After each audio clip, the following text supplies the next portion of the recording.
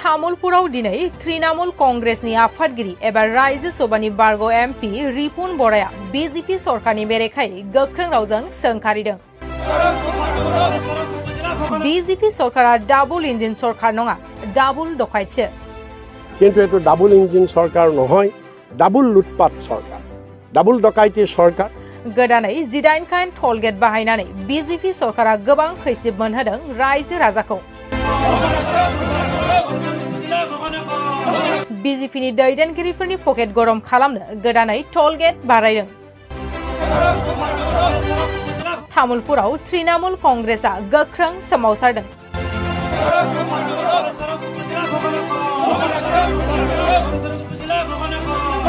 बायदि बिथिङाव बेसेन बांनाय आरो लोंनाय दैनि जेंनाखौ लानानै तामुलपुर जिल्ला तृणमूल कांग्रेसआ गोख्रों सोमावसारदों।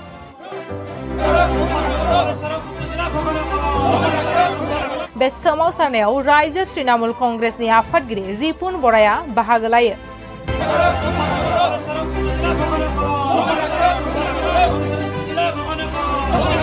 बीजेपी सरकार हाय हाय बेसेन बांनायखौ बन्द खालाम, गरेसरखौ महकुमा महरै गनायथि हो, लोंनाय दै जगायथाय नांगौ बायदि स्लगानजों तामुलपुराव तृणमूल कांग्रेसआ सोमावसारदों।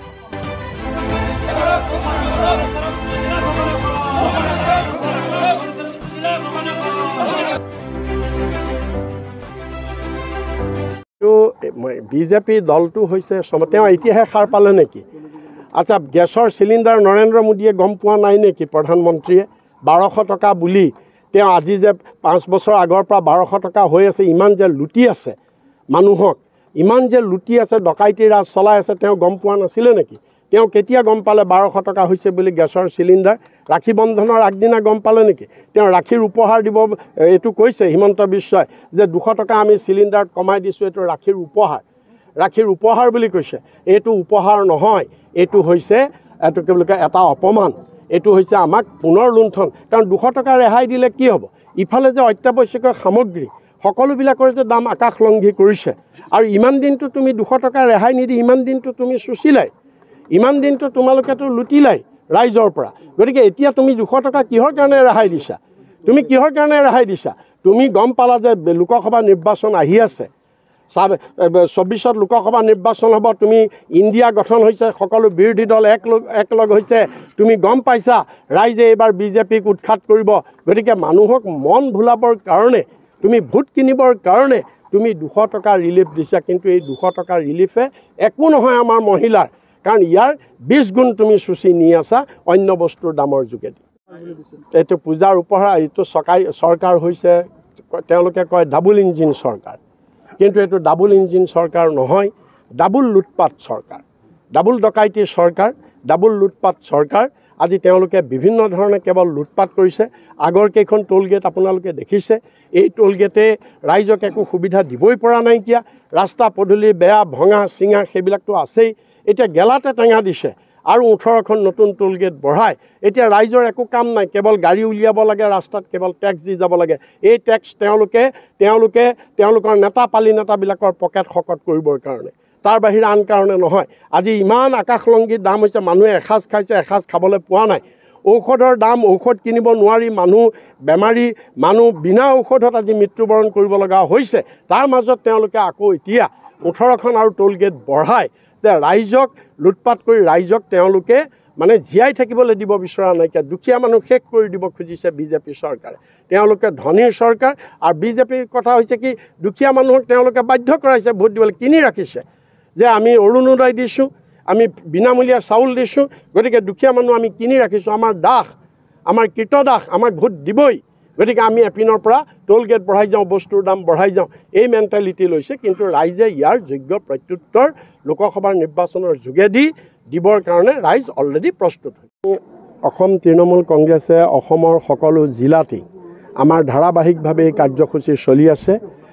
অত্যাৱশ্যকীয় সামগ্ৰীৰ যি আকাশলংঘী মূল্যবৃদ্ধি, এই মূল্যবৃদ্ধি নিয়ন্ত্ৰণ কৰিবৰ বাবে আমি আৰু বিভিন্ন সময়ত আমি এই আন্দোলন কৰি আহিছোঁ।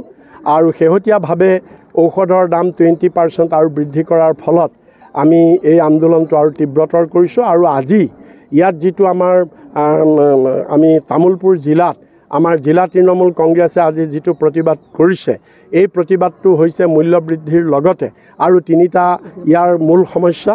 সেই তিনিটা মূল সমস্যা হৈছে যে ইয়াত বৃহৎ সংখ্যক ৰাইজক যধে মধে উচ্ছেদৰ জাননী জাৰি কৰিছে আৰু মানুহবিলাক এতিয়া বিৰাট সন্ত্ৰাসত আছে।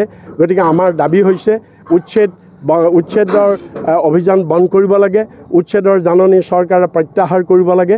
এইটো এটা আমাৰ দাবী। দ্বিতীয় দাবীটো হৈছে আমাৰ যিটো ভূটান সীমান্ত, এই ভূটান সীমান্তত খোৱা পানীৰ সাংঘাতিক সংকট হৈছে। ৰাইজে খোৱা পানীৰ কাৰণে হাহাকাৰ কৰি ফুৰিছে, চৰকাৰ নিৰ্বিকাৰ। জল জীৱন আঁচনি লৈছে যদিও কোনো অৰ্থ নাই। গতিকে আমি এই ভূটান সীমান্তৰ ৰাইজক যাতে খোৱা পানী উপলব্ধ কৰে তাৰ কাৰণে আমি দাবী জনাইছোঁ। আৰু তৃতীয়টো ইয়াৰ স্থানীয় দাবী হৈছে যি আমাৰ গুৰেশ্বৰ এটা বৃহৎ এলেকা, এই গুৰেশ্বৰ ৰাজহ চক্ৰক সামৰি এখন উপচৰকাৰে ইতিমধ্যে কেইবাখনো উপজিলা ঘোষণা কৰিছে। গতিকে এই গুৰেশ্বৰকো এখন উপজিলা হিচাপে ঘোষণা কৰিব লাগে। আৰু তামোলপুৰ জিলাক আগতে জিলা ঘোষণা কৰি পিছত কৰ্তন কৰিছিল। সেইদিনা মুখ্যমন্ত্ৰীয়ে যদিও ঘোষণা কৰিছে ইয়াক পুনৰ জিলা হ'ব বুলি, কিন্তু এতিয়ালৈকে হোৱা নাই। ইয়াক পূৰ্ণাংগ জিলা কৰিব লাগে, তামোলপুৰক পূৰ্ণাংগ জিলালৈ ৰূপান্তৰিত কৰিব লাগে আৰু গুৰেশ্বৰক এখন উপজিলা ঘোষণা কৰিব লাগে। এইকেইটা দাবী সম্বলিত আমি আজি দুখন স্মাৰক পত্ৰ অসম চৰকাৰলৈ আমি ইয়াৰ মহকুমাধিপতিৰ যোগেদি আমি পঠাবলৈ ঠিক কৰিছোঁ আৰু সেইটো উপলক্ষেই আজি আমি এই প্ৰতিবাদ কাৰ্যসূচী হাতত লৈছোঁ। হয়ে এইটো প্ৰমাণ হৈ গৈছে। আজি চাওক, UPPLই কওক বা BPFই কওক, তেওঁলোকে এই দুইটা পাৰ্টিয়ে, বিশেষকৈ UPPLে শেহতীয়াভাৱে UPPLে ক্ষমতা লৈছে। আজি এইটো কি বুলি কয় 2 বছৰমানৰ আগৰ পৰা ইয়াত BTCত, কিন্তু তাৰ আগতে BPFে সুদীৰ্ঘকাল চলালে। তেওঁলোকেও ইয়াত শোষণ কৰিলে ৰাইজৰ BTRৰ ৰাইজৰ কোনো মংগল নহ'ল। তেওঁলোকে এটাও প্ৰতিশ্ৰুতি পালন নকৰিলে। আৰু তাৰপিছত UPPL আহিল। এই UPPLকো বিজেপিৰ বুকুচাতেই উঠিছে আৰু BPFো বিজেপিৰ বুকুচাতেই আছিলে। গতিকে এতিয়া UPPL সেইকাৰণে আমি কৈছোঁ এটা মুদ্ৰাৰ ইপিঠি সিপিঠি, এইকাৰণেই যে এওঁলোকো একেই ফাঁকিবাজ, একেই লুটৰ বাহিৰে তেওঁলোকে একো কৰা নাই। কাৰণ নিৰ্বাচনৰ সময়ত তেওঁলোকে প্ৰতিশ্ৰুতি দিছিল যে ৰাইজে UPPLক ভোট দিব লাগে BTC ইলেকশ্যনৰ সময়ত, আৰু মণ্ডল ঘৰে ঘৰে যাব বুলি কৈছিলে। মণ্ডল ঘৰে ঘৰে যাব আৰু সকলোৰে মাটিৰ পট্টা পাব, সকলোৰে জৰীপ ঘৰে ঘৰে কৰিব। কিন্তু আজি সেই UPPLে শাসন পোৱাৰ পিছত মণ্ডল ঘৰে ঘৰে যোৱাৰ পৰিৱৰ্তে আজি উচ্ছেদৰ জাননী কৰিছে, মানুহক উচ্ছেদ কৰিবলৈ। গতিকে তেওঁলোকো বিশ্বাসঘাতক। সেইকাৰণে আমি কৈছোঁ UPPL আৰু BPF একেটা মুদ্ৰাৰে ইপিঠি সিপিঠি। জিলাখন দিয়াৰ পিছত আকৌ কাটি নিলে, মানুহৰ এড্ৰেছ বাস্কা হৈছে নে তামোলপুৰ হৈছে নে নলবাৰী হৈছে জিলা না কামৰূপ হৈছে, কোনো ধৰণৰ নিশ্চিত নহয়। কোনোবা চাৰ্টিফিকেট যদি তামোলপুৰ, কোনোবা চাৰ্টিফিকেট বাস্কা, কোনোবা চাৰ্টিফিকেট যদি কামৰূপ, কোনোবা নলবাৰী। গতিকে এনেকুৱা এটা খেলি মেলি লগাই দিছে। প্ৰশাসনৰ কাঠামোটো তৈয়াৰ কৰাৰ নামত এইখন চৰকাৰ তগলুকি কাৰবাৰ কৰিছে।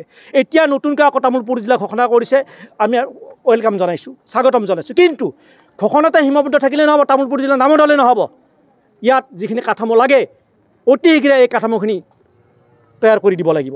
DC অফিচ বনাওক, বিভিন্ন ধৰণৰ যিবিলাক উপ কাৰ্যালয় আছে আনক, আৰু লগে লগে ডিটেৰেট এৰিয়া একৰ চিপাজৰৰ ওচৰৰ পৰা, নিৰিগাঁৱৰ পৰা, ভৈৰগাঁও জিলাৰ ওচৰৰ পৰা, দৰং জিলাৰ ওদালগুৰি জিলাৰ ওচৰৰ পৰা, একেবাৰে বাঙালীপাৰাৰ পৰা ইয়ালৈকে আহিলে মোটামুটি এজন সৰ্বসাধাৰণ মানুহে 200 টকা নোলোৱাকৈ আহিব নোৱাৰে। সেইকাৰণে আমি কৈছোঁ অন্ততঃ উপজিলা গঠন যিহেতু কৰিছে, গড়েশ্বৰক 20 বছৰ ধৰি গড়েশ্বৰে এখন মহকুমা গঠন কৰাৰ দাবীত আন্দোলন চলাই আছে, তাত ময়ো আছিলোঁ। গতিকে মহকুমা দাবী নকৰাকৈ তেওঁলোকে উপজিলা ঘোষণা কৰিছে ৰাজনৈতিক স্বাৰ্থত। গতিকে আমাৰ প্ৰকৃত স্বাৰ্থ হ'ল গড়েশ্বৰক এখন উপজিলা ঘোষণা কৰক, আৰু তাত এজন ADC মহোদয়ৰ জৰিয়তে দি তাত কাম কাজ কৰাৰ, তাৰ বৃহত্তৰ অঞ্চলৰ ৰাইজৰ কাম কাজ কৰাৰ সুবিধাখিনি কৰি দিয়ক। আৰু উচ্ছেদৰ ক্ষেত্ৰত লাষ্ট যে উচ্ছেদ যধে মধে তেওঁলোকে নটিচ প্ৰদান কৰিছে, যধে মধে নটিচ প্ৰদান কৰিছে। আমাৰ কথা হ'ল কি, যদি তেওঁলোকে সচৰাচৰ চৰকাৰী মাটিত আছে বা বনগাঁৱত আছে, তেওঁলোকক যদি উচ্ছেদ কৰা হয় তাৰ আগতে তেওঁলোকক পুনৰ সংস্থাপনৰ ব্যৱস্থা কৰি দিব লাগিব। যেতিয়ালৈকে পুনৰ সংস্থাপনৰ ব্যৱস্থা নকৰে তেতিয়ালৈকে উচ্ছেদ বন্ধ কৰাটো উচিত। এইকেইটা হৈছে আমাৰ দাবী, আৰু এইখিনি ইতিমধ্যে আমাৰ মাননীয় সভাপতি মহোদয়ে আপোনালোক কৈছে।